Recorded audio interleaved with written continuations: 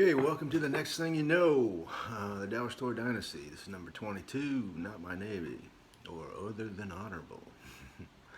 I thought I'd do it from my home because I've been having some trouble doing this in my car. Like the battery is overheating, or I run out of storage space, so let's try it here. But I wanted to talk about this because really I haven't had that much of an opportunity to do so. I haven't even had the opportunity to sort of try and reclassify my separation. But a lot of people wonder, and it's always been an awkward situation when anybody asks me, "Have you ever served in the military?" Truth is, yes, I have. I enlisted in 1999. I served for 1 year. At no point was I ever engaged in any sort of secret sort of, secret sort of classification that doesn't permit me to speak of my separation. Um, so there's that side of it. I was never kind of like a secret spy because a lot of people wonder like, how did you not finish your career in the Navy? You think they would jump all over a person like you. And on the other hand, it's other than honor, but like it's pretty dubious. It was the because my classification doesn't really allow me a lot of recognition other than honorable. It's actually quite stigmatized, and it really wasn't the classification I deserved for the offense the disciplinary action that was being used on me. Um, it was it was an overzealous sort of commander or administrator that gave me other than a hand. Well, typically a person in my situation would have received administrative separation, which doesn't carry that stigma in military sort of circles or networks that other than honorable does. Other than honorable kind of suggests something a little more involved was occurring, and I really believe it was an overzealous command that was specifically targeting me by giving me that classification, because I'll talk about kind of how the events unfolded and how that kind of even 9/11 sort of plays a role in it. But why did I enlist in the Navy? Well, I had gotten out of college in 1997, heavy in debt, and like I said in another video, I went home to pay off my debts, at which point my parents sort of pulled the carpet out from underneath me and threw me on the streets, literally, with all of my belongings. I was trying to get to New York City. That was where I was going to find work. That was where the people I knew worked. That was going to give me the chance to, exploit or use my college degree and find a salary that was kind of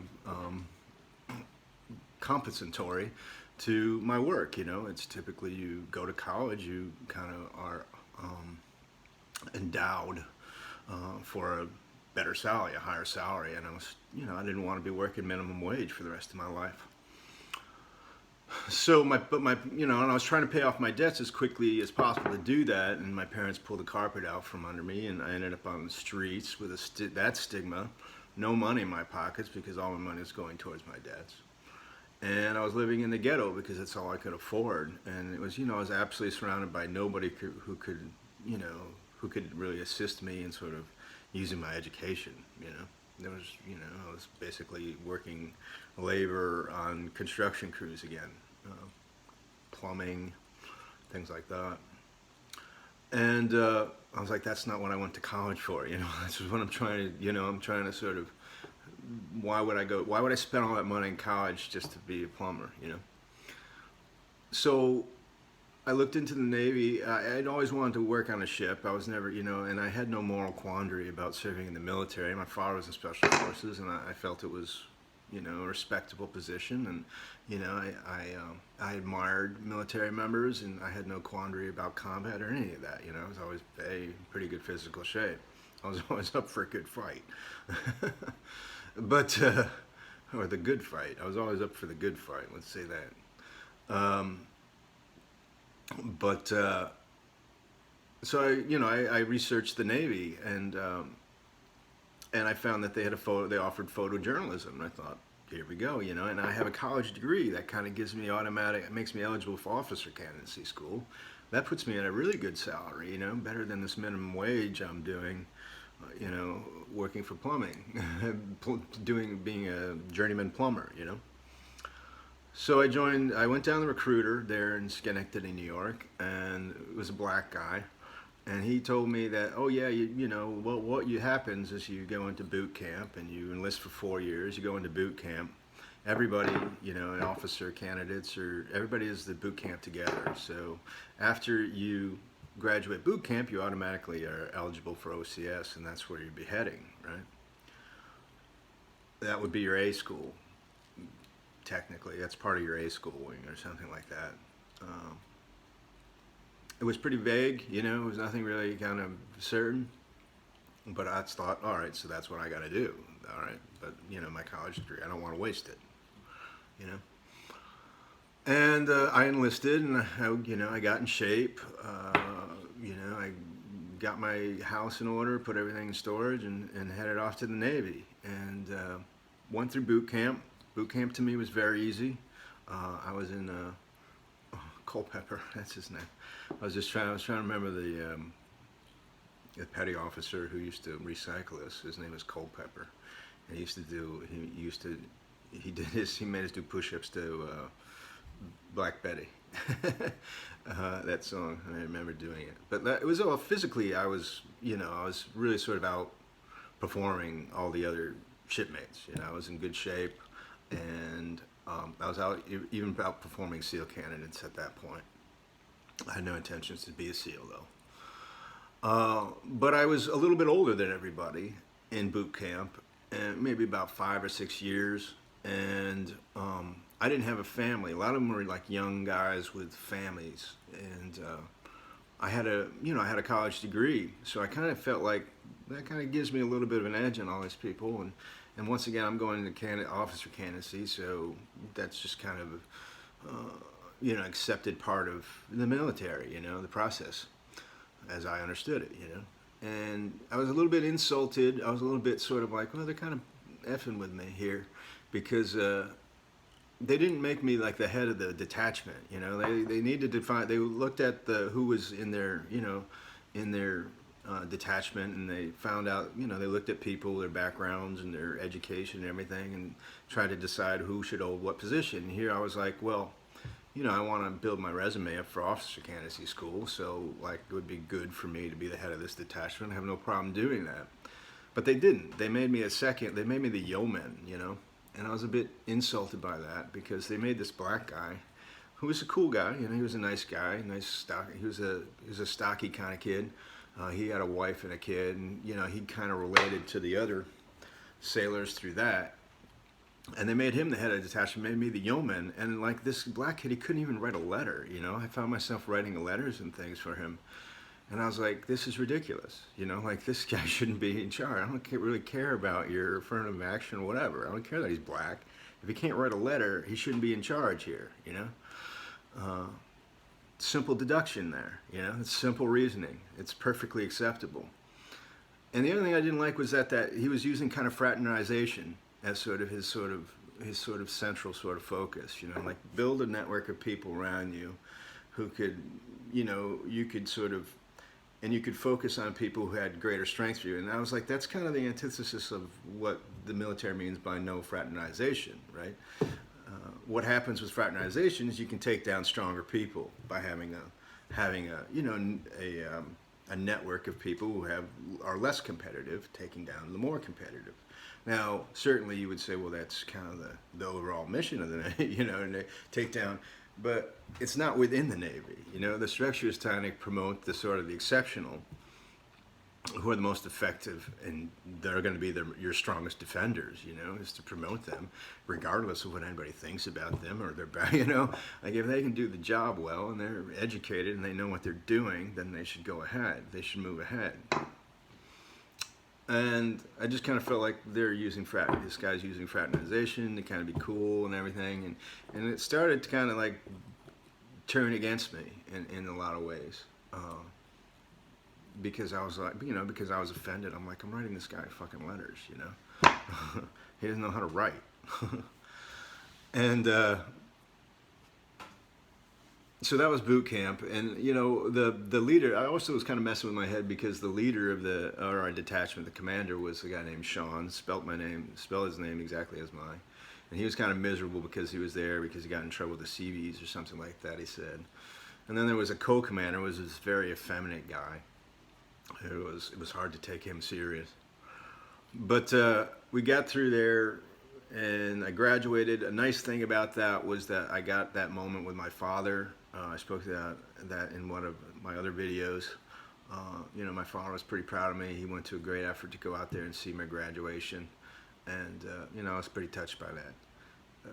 So I said, all right, that's all right. But they had let me know in boot camp that I wasn't going to Officer Kennedy school after graduation, and I was like, then I want to get out of this joint. I'm not going to spend 4 years, 4 years throwing my education out the window. Why would I do that?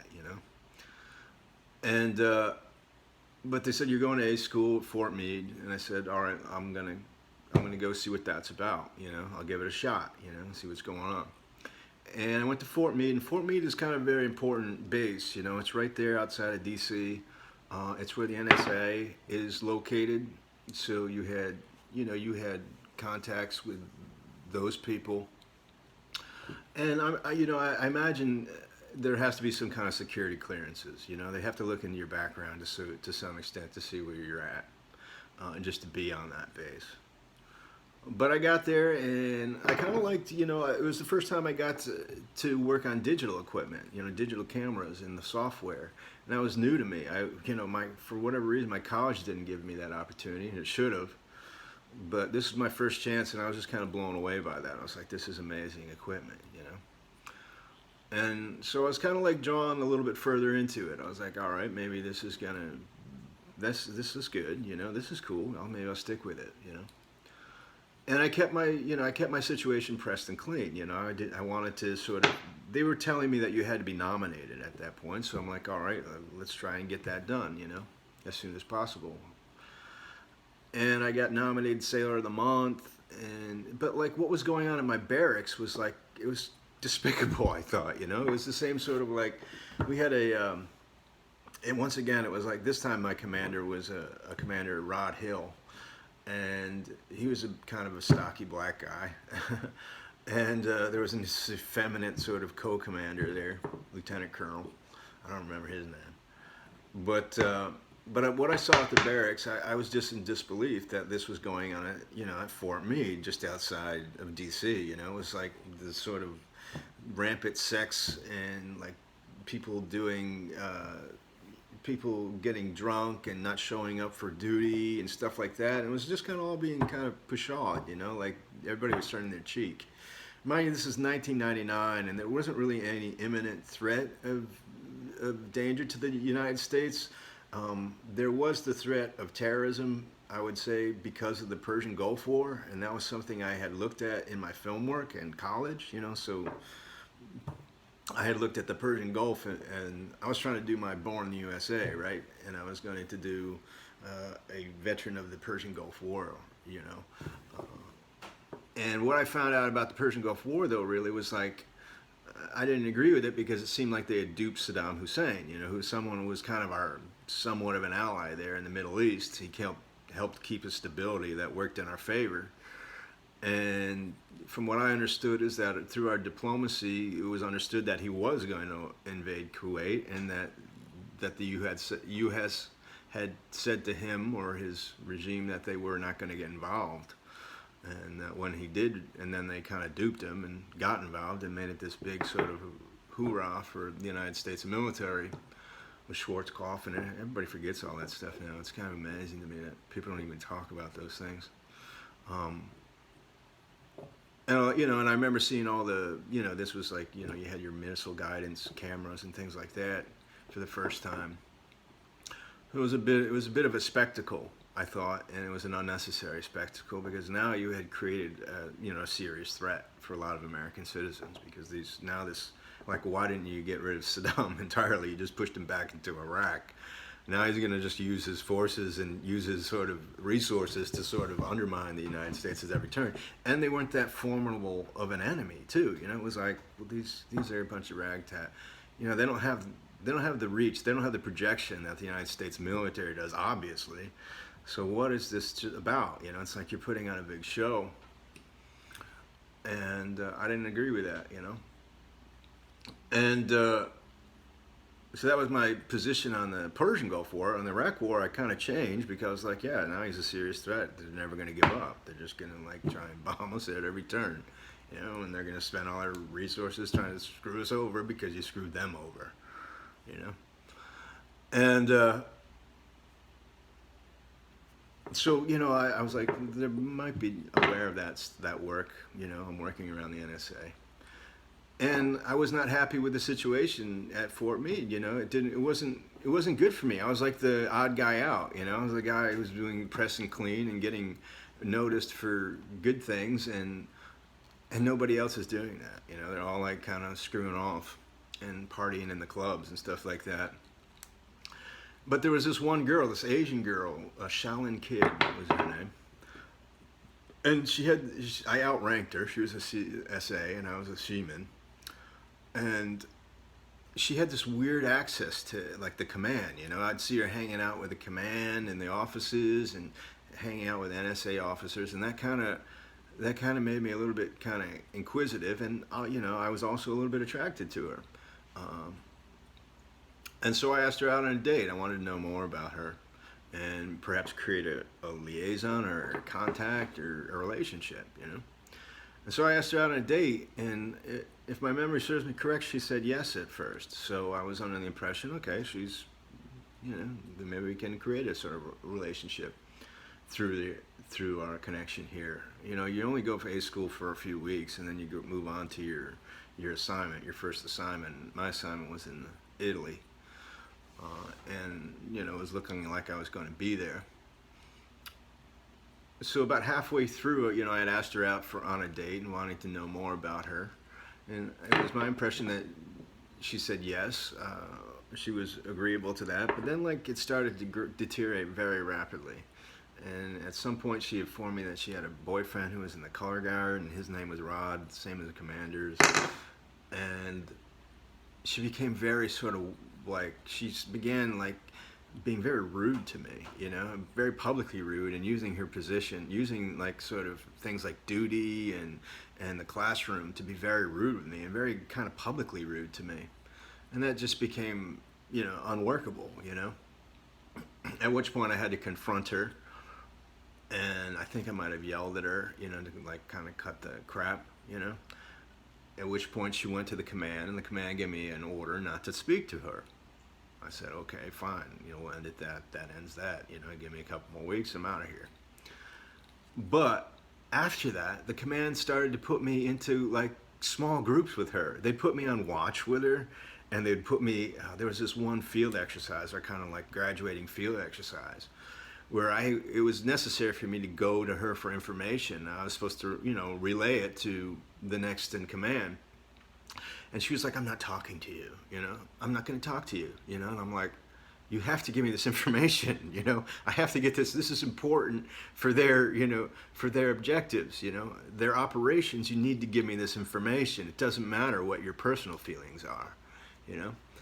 And I just remember looking over at the command, and they were like laughing, like snickering, like, you know. I don't know if they were trying to like school me on sort of what it means to have those relations within the ranks, and you know, the dangers of it. If that was the case, they were never making me aware of it, and they should have never been doing that. They should have never given me the first order then, because you know, at the same time, this seaman's apprentice kid, she would say you know, we would get put on watch, and I'd be like, you know, I'm not even supposed to be talking to you, so I really don't understand why the command would put me on a watch with you, you know, because it's imperative that we do communicate with each other in this situation, you know.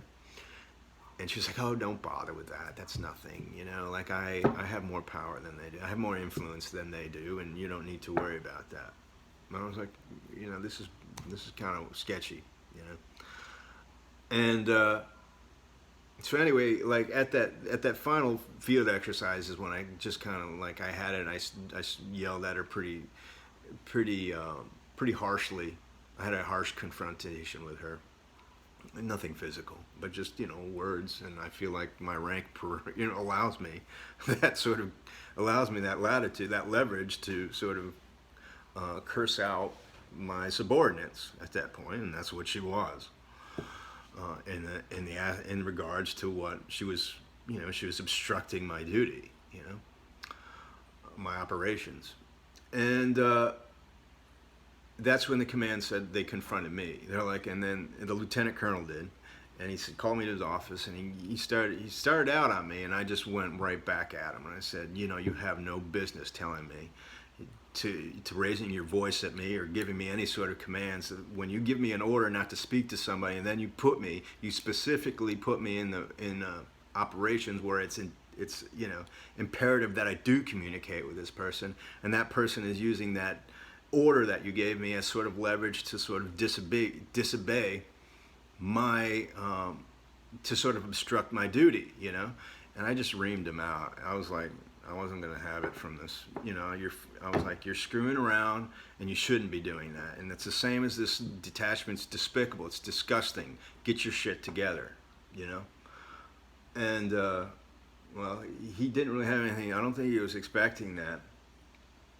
This is also last week. We're supposed to leave the following week. We're supposed to head off to our first assignment, This was our last, this was just like the few days before graduation from A school, and I went off on him, and he just dismissed it. He said, "Leave. We'll take this up later at another point." And he said, "I won't, just get out of my office." And so I left, and I went back to the barracks. I changed my clothes. I had to take a videotape back to the NEX. I think it was that, or it was a gas station nearby. I didn't go off base either way. And then I came back after taking the videotape back, and I was walking through the office to go to my bunk. And they're like, Commander Hill wants to see you right now, immediately. And I was like, all right. I went and see Commander Hill. And he's like, why didn't you follow my order? And I'm like, what order are you talking about? He's like, I gave you the order to come see me after you left the school. I'm like, I never received any such order. Lieutenant Colonel just said leave. And he said he would take it up with me. But no one said I had to see you. And my position was like, you're going to let, I'm in the right here because you gave me an unlawful order in terms of it's obstructing my duty. And now you're stating that you gave me an order that I never received, and if I don't receive the order, it's an unlawful order. So don't get on me. And he just kind of kept pressing that issue I just went off on him, and I said, I've had it with you people, like if this is the kind of Navy this kind of show you're running, I feel sorry for my country. I feel sorry for my Navy. I do not want to continue to serve with you people because I cannot trust you, I do not trust that you people are in the interest of my country or my security, And he was like, he was kind of indignant about that. I was like, you can let it slide, but he didn't want to let it slide. So like he called in another thing they did was I was in top physical shape. I was running all my PTs. I was performing better than anybody else. And there came the opportunity to lead the detachment in sort of our PT, right? They had to pick 2 people to do that. Well, they picked Shaolin Kid to do the females, and they didn't pick me, I was the #1 guy. And they purposely went out of their way not to pick me. And also in school, this is another thing that was really pissing me off, is like, this is what I do, photojournalism. I just got out of college, just got my degree doing film work. I'd spent half my life making films. I knew how to work a camera, and they kept giving me like low grades and saying, well, it's just not as good as this guy who had no experience with it, who was, going to go to jail for drug offenses. He's better than you, or this girl over here is kind of cute, we'll give her, she's doing really great. But you're about a C-ish, you're okay, and I'm like, that's garbage, because you got to remember, I'm under the impression now that like this is the only way I'm going to get an officer school is to have that, have that resume, And I'm like, these people aren't going to give me that resume, even though if I deserve it, they're not going to give it to me, because they got me on this short end deal. They got me on this short sell, And so I wanted out of the Navy at that point, and I was like, you either send me to Italy or I'm getting out of the Navy right now, You're sending me to Italy. You either shut up about this right now, and you just shut up about this, or you send me to Italy, or you can take it as far as you want to go, and I'm out of here, And And so he did, he called in like an ATV and like the SWAT team with all, like heavily armored troops, like 8 people to like escort me out to, and they took me to the Bethesda and they checked me into the mental ward, like my brother, like a lock and key, like, and they didn't for mental, for psychological evaluation. And they didn't give me any sort of idea like when I was going to get out or what it entailed. They just put me in there and they kept me in there for like months, and there was never any sort of like we're going to get out today or what, no diagnosis or anything like that until finally, like after 2 months, like we're going to send you to Pensacola to to administer separation.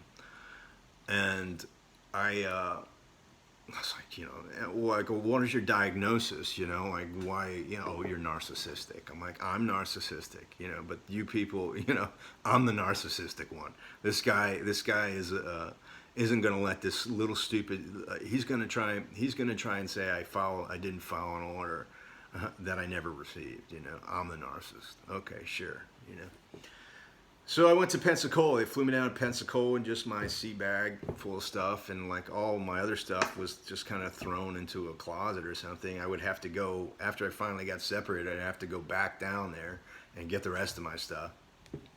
They just sent me with my uniforms, of course, because I wouldn't change into them. That was like Commander Rod Hill's sticking point. Like, change into your uniform. And I was like, I just got off of school, nobody gave me an order to come see you. You should be in your uniform. I'm like, well, I'm not, because I didn't expect it to have to be. And so they sent me down there with that, and I was in Pensacola, and that was like a whole nother boot camp. For like another month, I basically went through the basic training all over again. And and then after that, instead of like an A school or anything like that, we were just kind of picking up garbage and stuff like that. And it was kind of weird to me because like at the same time, like they were giving they had like lobster tail meals and crab legs, and I was like, how are these people getting so well fed on taxpayer dollar? I mean, really, what's going on here? But in the process of that, they kind of tried to change it. They tried to get me to stay, the administrators of my separation were like, we'll let this all go away, like if you want to just kind of stay with it and go back and go do it all again under the same agreement, we'll let it stay. And I'm like, no way, like you've already sold me out of you've undermined my college degree by not giving me officer candidacy, and now you expect me to kind of to live in that environment, to sell myself short, to be around people who don't take their thing serious, who don't take their job serious, I'm like trying, I'm going into my 30s here, I take this serious, and you want me to be around all the people who don't,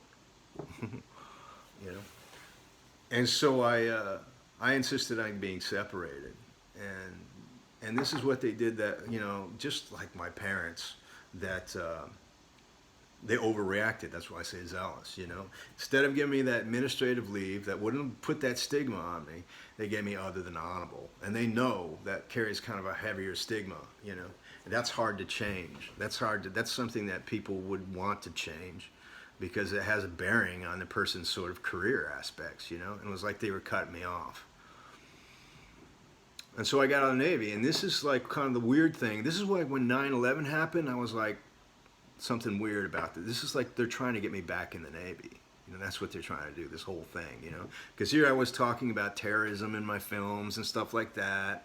And then I remember 9/11 happened. I was up in Saratoga, and it was like I was working construction labor. I was very unhappy with my life.